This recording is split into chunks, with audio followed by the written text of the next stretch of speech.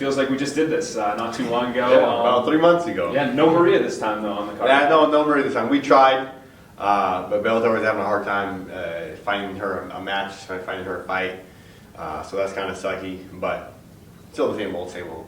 Yeah, and obviously the last fight didn't go your way, but it didn't sour you fighting again here at home. Is this something you really enjoy fighting in Arizona? Oh, for sure. Fighting in my adopted hometown of Phoenix, Arizona, it is always nice. I love fighting here in Phoenix.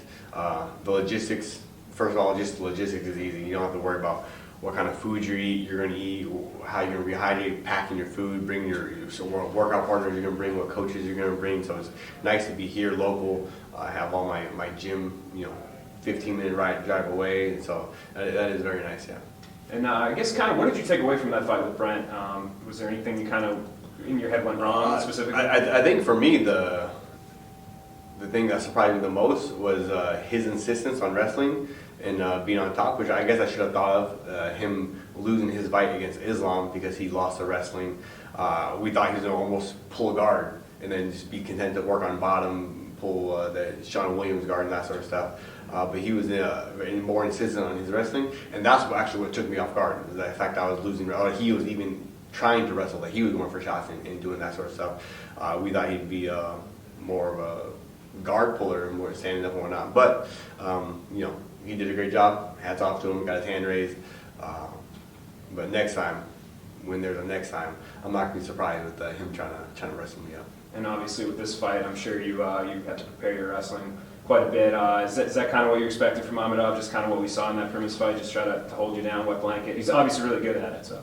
Oh yeah, Islam is very good. He is so good. He's almost not allowed, but he's so good. He can get away with being a little bit one-dimensional. Definitely very, very wrestling heavy. And my job is going to be to make sure that I go out there and have good footwork, so that we don't start wrestling. As soon as he grabs a hold of a single leg or a double leg or gets on a body lock, then you're already starting wrestling. You're already wrestling at that point. The whole point of it is to have great footwork and move around so he doesn't grab you, so you're not actually wrestling him. He's trying to wrestle you, and you're punching him. That's the goal. And lightweight's pretty open right now. It sounds like Sidney Outlaw is going to get the next title shot, but beyond that, it's a little murky. So do you feel like this is one of those scenarios where, like, if you go out there, you beat Islam, you're kind of in a round robin with Brent, him, and you. So do you think you could be the one to kind of get into a title picture scenario here? I'll do whatever Bellator says, whoever they give a title shot to. But I was talking to Scott Coker, called me, talking to some of the VPs of Bellator. I asked them point blank, hey, what do I need to do? I know 3 losses in a row doesn't look good. One's at 70, it is what it is. But 3 losses in a row doesn't look good. But what I need to do, what's the quickest way I can get back to a title shot? I still feel as if, of course I'm biased, my own opinion, but I still feel I'm still the best lightweight in the world. How can I go back to there, prove it? How can I get a chance to prove that? And then they threw out Islam's name. They said, hey, this guy's 19 fight win streak in a row. He just beat the guy who beat you. He beat Brent Primus, and no one else can fight him. They couldn't get if I say no to Islam, no. So I was like, yeah, sign me up. I'm your Huckleberry. If Islam's the guy who if I beat him, I'm that much quicker, faster to a title shot, then absolutely, I'm all for it. Do you think people are saying no because of what style of fight that he brings? Like, he can control a lot of these lightweights, and they just don't want to go through that in front of for 15 minutes? I think those are pretty safe bets to say. Yeah, I think a lot of the guys don't want to fight Islam because he is able to dictate the pace of the fight and make it a kind of fight that he wants. And that's I would say probably a large part of the reason why most of the guys in the Bellator 55 roster didn't want to fight him. Over the last few years, I've interviewed a lot of fighters in various promotions fighting Russians or Dagestanis, and they say their DMs just blow up with hate. Whenever you're fighting one of their countrymen, their social media just is filled with languages they don't understand. Is that the case with you too? You get a lot of Russian hate in your social media now? No. I've been to Russia a couple of times. I've been to Moscow, St. Petersburg, and I love Russia. I've only ever gotten pretty positive respect from Russians. Having fought a couple of Russians before, beat Rustam, Khabilov, and a good tough fight. So I got a lot of respect. I love out of that. It was both of us mutual respect and whatnot. And then I took a whooping from Andre from Korskov. Actually got a lot of respect for that. Like, oh man, you did a great job. You did really tough. Korskov was really tough, and you hung in there the entire time. Didn't give up. I was like, yeah, man, he threw me a whooping the whole 25 minutes, but I tried my best, man. And so, no, I love Russia, I love Russians, and I haven't got any bad stuff. Sure. What's the vibe of the gym these days? I know Jared's got a big fight coming up too. People think he could be possible number one contender with a win right there. Jared Cannonier is going to have a UFC belt around his waist in 2022. The vibe is good at the MMA lab. We have a lot of youngsters. The biggest thing I always harp about, but like it seems like the past just 2 years has taken it to another level. We got some youngsters on our team. We got some amateur guys on our team. Like not even pros, just some amateurs who give Cannonier, who give myself like a hard time, a hard go. I'm like, oh, I gotta bring my A game today. Like if you sloughing in practice, some of our amateurs are taking it to you, you know.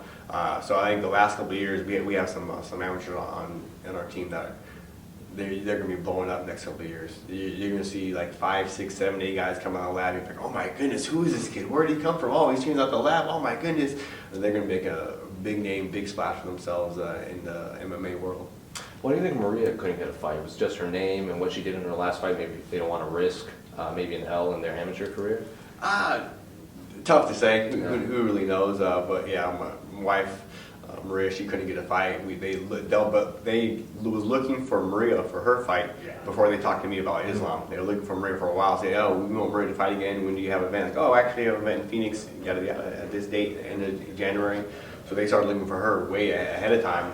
And then I started talking to Bellator, and they said, okay, do you want to fight in Phoenix? I'm like, oh yeah, sure, of course. But I'm not really sure why they have a hard time getting their fights.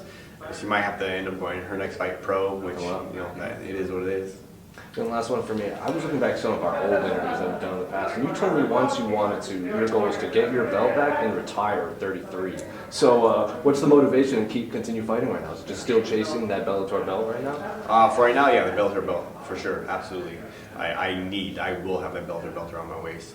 But the 33 age was because I was a bit looking up, doing research, and I still wanted to join the military afterwards when I retire. And the cutoff age I thought was 33, but that's for active duty or whatever. The actual cutoff for reserve is a little bit older. It's like 43, I believe. Yeah, now. 42. I think. 42, Yeah. and they change it all the time Yeah, too. Like exactly. some years they go to like 41 or 40, and then some years they say up to 43 or 42. So I got time to join the military. I'm just going to do the reserve, sign up. I'm going to change tires. Like I'm not going to, I'm not going to go out there and save the world, so to speak. I'm not going to go out there and go into any battles, any wars. But I'm going to help out and do my duty to my country, help serve. I'm going to change tires. I'm going to change the oil on some big trucks, some army trucks. So, but I got time for that. So I was like 33. He's like, no, it doesn't have to be 33. I can be a little bit older. Sure. Has this always been? I've never heard you talk about joining the military before. Has this always been one of your goals?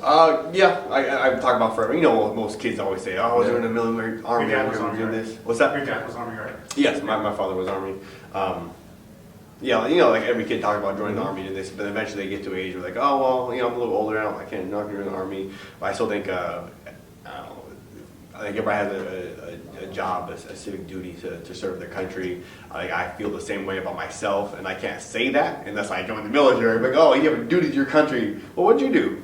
Well, I say that I meant, but I think everyone has a duty to serve their country, and you can serve your country in a million different ways. That's what people don't realize. Like you can serve your country being a nurse, working at the hospital. You can serve your country by changing tires. You can serve your country by doing a bunch of different ways.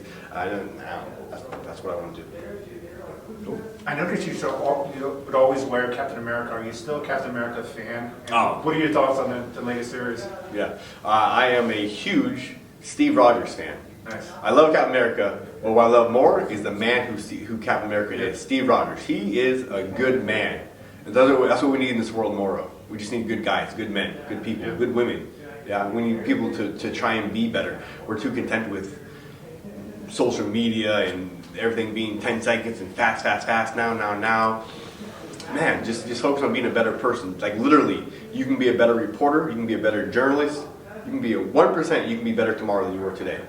Just 1%, just do something, just 1%, you can be a better journalist, you can be a better writer, you can be a better father, you can be a better husband, you can be a better person by 1%. 1%, literally, 1%, how easy is that? You can be a better person tomorrow than you were today. By you not being better, that's you making a conscious choice to not be better, that's you being lazy.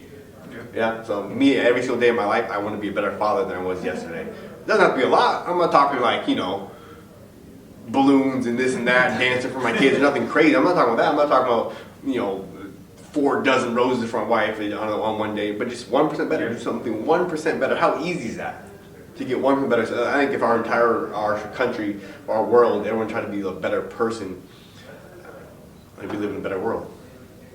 But you're still a Shatterstar fan, right? Still a Shatterstar fan. Still a huge Shatterstar fan. Still a huge X-Force fan.